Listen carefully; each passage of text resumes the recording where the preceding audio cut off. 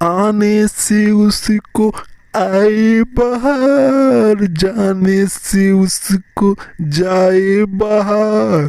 एक माल मेरे पास आई है, निहुर के जो दे रही है। एक माल मेरे पास आई है, जो निहुर के दे रही है। क्या बोल रहे हैं आप लोग? हमको कुछ समझ ही नहीं आया।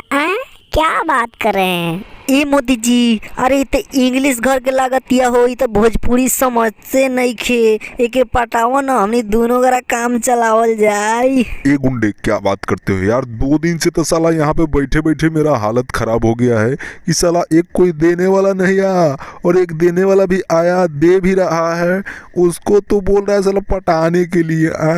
अरे इतना ईमानदारी के जमाना नहीं खे, ठीक बा? इतना ईमानदारी देखेब न तो जहाँ के तहीं रह जाइब, ठीक बा? आजकल कुछ अलग करे के पड़ी, अलग।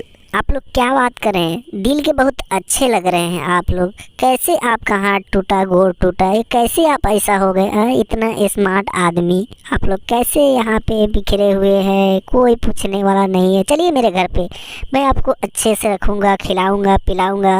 हमारे पास न कोई पति है न कोई है, मैं आपको अपना पति भी मान लूँगा, पति भी बना के रखूँगा, ठीक है? अरे खुशी के आंसू हमके रोल जाए कि साला गिरा के जिंदगी में हमरा पहली बेर ऐसा आदमी मिलल बिया जे हमके पति तक मान दिलस, और केहू देवे तक ना आइल।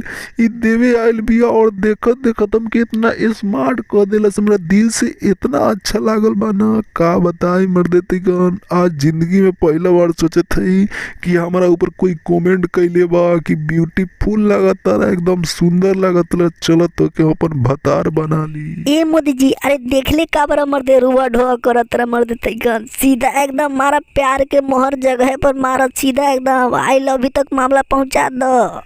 आई लव यू मेरी जान, कैसी हो? आई लव यू टू जानू। आप कैसे हैं? मैं तो बहुत अच्छी हूँ। ए दोस्त, हमारे प्यार के बढ़ावे के बाद चैनल के सब्सक्राइब करो और वीडियो देखे खातिर।